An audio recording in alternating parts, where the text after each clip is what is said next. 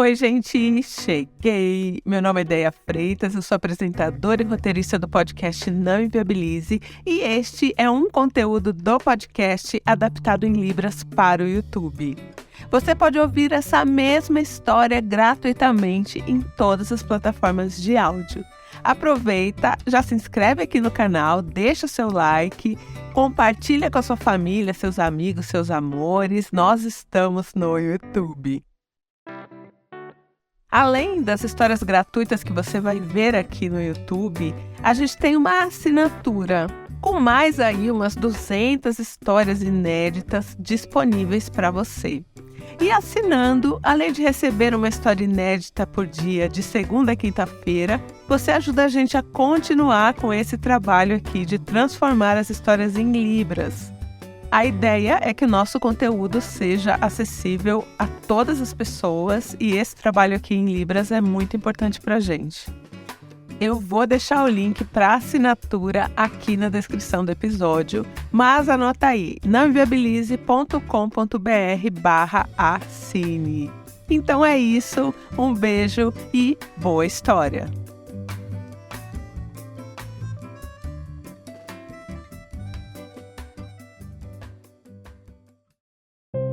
Shhh, luz acesa, história de dar medo.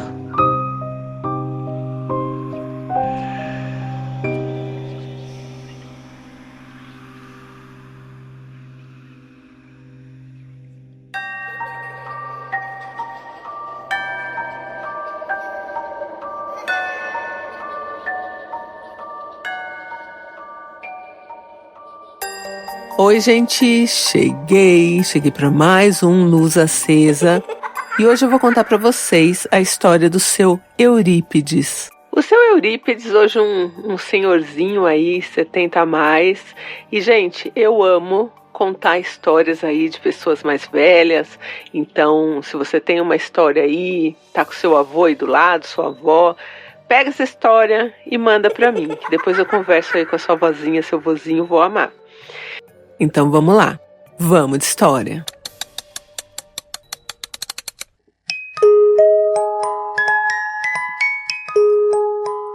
O seu Eurípides, quando ele era jovem, tinha ali entre 16 e 17 anos, ele morava em Santos e trabalhava no porto. Carregando mesmo coisa, caixa, engradado de fruta, enfim, ele trabalhava no porto. E às vezes surgiam uns bicos para você sair em barco de pesca. Tanto barco menores, mas quando a gente fala menor, a gente está falando de um barco, sei lá, do tamanho aqui da minha casa. Minha casa tem 10 por 4. É 10? 4? 5, acho que é 10 ou 12 por 4. Então, assim, isso seria um barco menor, né, de pescaria desses que atracam lá no porto e tal, e às vezes ele ia em barcos maiores.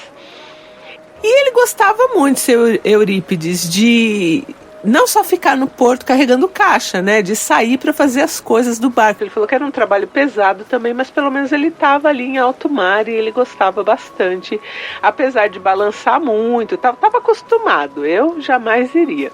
Mas seu Eurípides gostava e ia muito. Dentro do barco mesmo, tinha um lugar sempre mais pobrinho assim, tipo um alojamento onde dormia a galera mais pop, longe do capitão. E como ele era mais novinho, às vezes não tinha lugar para ele nem nesse alojamento mais pop. Ele tinha que ajeitar, se ajeitar lá junto com as caixas, uma coisa assim, mais precarizada mesmo. Mas seu Eurípides ia porque ganhava um extra, né? Então, sei lá, você saía na sexta de madrugada, voltava no domingo dessas pescas, então ele ganhava um extra. E também ele podia estar em alto mar, que era uma coisa que ele gostava muito.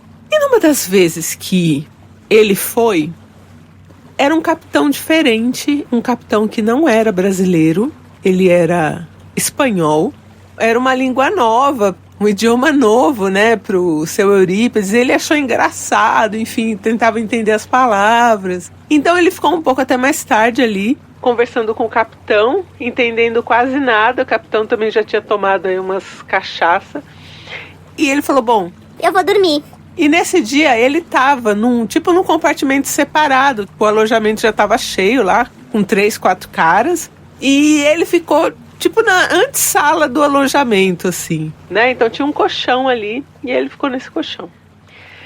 Ele tava dormindo, bem tranquilo. Quando foi mais ou menos assim, lá para as 11 da noite, porque em barco você dorme cedo, para de madrugada você já tá com aquelas coisas que você botou lá para pescar, para subir as redes, enfim, a logística aí das coisinhas, né, do barco. E aí ele tava dormindo quando ele sentiu uma mão no rosto dele. O que Eurípides pensou? Os outros marinheiros aí que estão, né, me zoando, sei lá, vão pregar uma peça em mim. E ele abriu o olho rápido e sentou. Porque ele, sei lá, esperou que vinha um soco, alguma coisa assim de zoeira.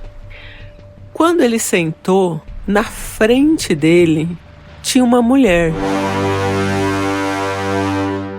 Essa mulher tinha mais ou menos, sei lá, minha idade, assim, uns 40 anos, 40 e poucos. E ela era muito bonita, muito bonita. E aí ela passou a mão no rosto do seu Eurípides, que era o jovenzinho Eurípides, e falou: dorme, dorme. Ela tinha uma voz mais envelhecida, porque você sabe que a gente envelhece, a voz também envelhece, né? Ela tinha uma voz bem envelhecida para o que ela estava aparentando. E aí ela passou a mão assim, fechou os olhos do Eurípides e ele foi ficando com sono. E aí ela falou de novo: dorme, dorme.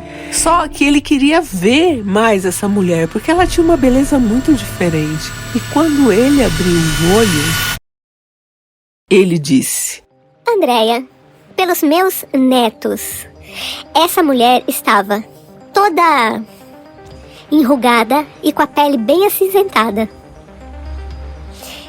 E aí ele abriu o olho e assustou. E ela apertou com a mão, começou a apertar com a mão o rosto dele, porque eu acho que era para ele dormir, né?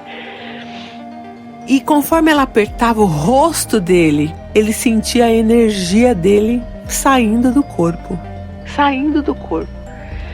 E aí ele tentava sair, não conseguia, e ele foi... Palavras de seu Eurípides. Ele foi sentindo a energia sair do corpo até uma hora que ficou bom. Ele achou que ele fosse morrer. E ele estava achando que morrer era bom, assim, estava gostoso. Ele não sabe explicar. E aí ela soltou. E quando ela soltou, ele muito fraco, seu Eurípides abriu o olho e ela estava bonita de novo. E aí ele foi fechando o olho sozinho, porque ele estava muito fraco e ele não sabe nem como ela chegou, nem como ela foi embora. E ele deitou e dormiu.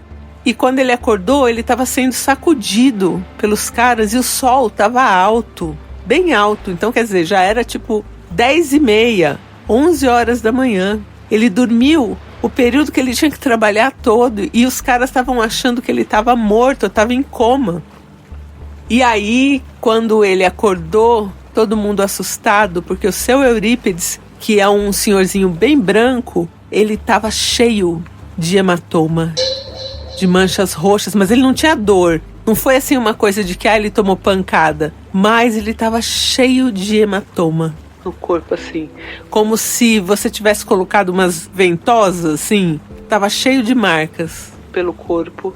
E ele ficou fraco, assim, o dia todo. E ainda ele falou... Graças a Deus que aquele capitão espanhol ficou com dó de mim. E me pagou o dia. Porque ele não conseguiu trabalhar. Não conseguiu trabalhar, não tinha força para levantar. Precisavam dar água e comida para ele, porque ele não conseguia levantar. E aí, o pouco que ele entendeu, que os caras traduziram para ele que o capitão estava falando, ele não vai lembrar o nome, mas tipo, essa mulher tinha um nome, não era uma sereia. Porque eu perguntei, né? Era uma sereia? Ele falou, olha... Eu não sei, acho que não era uma sereia, porque o capitão falou outro nome. E falou que depende muito da fome que ela tá, da energia que ela precisa, ela leva realmente embora. A pessoa morre no barco, tipo, dormindo, né? E no caso dele, então, que ele era jovem, vai ver que ela sugou o quanto ela pôde aí pra manter a pelezinha. Olha, se eu fosse uma criatura que precisa sugar aí a energia masculina pra viver, eu ia matar homem a rodo. Desculpa. Ficar ótimo. Pele íntegra, desculpa. Se era isso, se para viver esta criatura, esta mulher, botava a mão na cara lá dos caras e tirava energias, fosse eu, não ia nem dosar. Era tudo. Já pegava já para armazenar já. Desculpa. Homens, perdão. Mas a lenda ali no barco que rolava era isso, né? Que ela só sugava realmente a energia dos homens. Alguns ela levava com ela, né? Tipo, o cara morria. E outros ela sugava até realmente quase o cara morrer. E acho que o seu Eurípides ficou ainda um pouco antes, né? Ela teve pena. Agora, o que será essa criatura? Será que é uma sereia? Eu não acredito em sereia. Não acho também que a sereia faria isso, será? Se fizer, também não a culpo, né? Precisa viver. É aí a cadeia natural da sereia, se for uma sereia, né? Não sabemos o que é. Mas, seu Eurípides, ele falou que a voz dela era encantadora, mas ao mesmo tempo bem envelhecida para a aparência dela. Então é isso, gente. Essa é a história do seu Eurípides. É um luz acesa náutico, né? E não sabemos aí o que é essa criatura. Se você acha que é uma sereia, diz que um. Se você acha que é uma criatura do fundo do mar, diz que 2. Sei. Só sei que não achei errada ela. Seu Eurípides tá bem, tá ótimo. E tá aí firmão. Quem sabe, né? Agora que ele sobreviveu, será que ela, dobrou a vida dele? Olá, não inviabiliza Isoladeia, aqui quem fala é a tal de Ilhabela. Eu sou umbandista e na Umbanda nós temos a linha d'água, que é regida por Mãe Iemanjá, que tem os marinheiros, os pescadores, os ribeirinhos. Uma das explicações que pode se ter, espiritualmente falando, pela visão da Umbanda, é que esse ser que seu Eurípides viu foi uma ondina. Ondina não são seres nem bons nem ruins. Elas somente pegam dos pescadores aquilo que elas necessitam para poder trabalhar, para poder viver. E provavelmente o que essa ondina precisava é de uma energia para ficar mais formosa, bela e viver mais, né? Por isso que quando nós vamos entrar em qualquer lugar, nós pedimos licença. Quem entra ao mar é quem precisa pedir licença para esses seres. Então, ao adentrar em qualquer lugar natural, a gente pede licença para esses seres e para quem vive nesses lugares, que são seres vivos e animais. É isso, beijão! Oi, gente, oi, Ideia, aqui é a Jéssica do Rio. Ideia do Rompompom Mendal. Deus me livre. Existem relatos e casos de pessoas que passam muito tempo no mar e podem ter alucinações. Não é o caso do seu Eurípides, porque realmente ele viu alguém, viu uma entidade que levou a sua energia embora. Deus me livre. Mas se for só energia de homem, tá tudo ok. Porque homem, né? Homem. Beijo, galera. Então é isso, gente. Um beijo. Deus me livre. Mas se ela também só pega energia de homens, então tô com ela. E eu volto em breve. Quer a sua história contada aqui? Escreva para nãoinviabilize@gmail.com. Luz Acesa é mais um quadro do canal Não Inviabilize.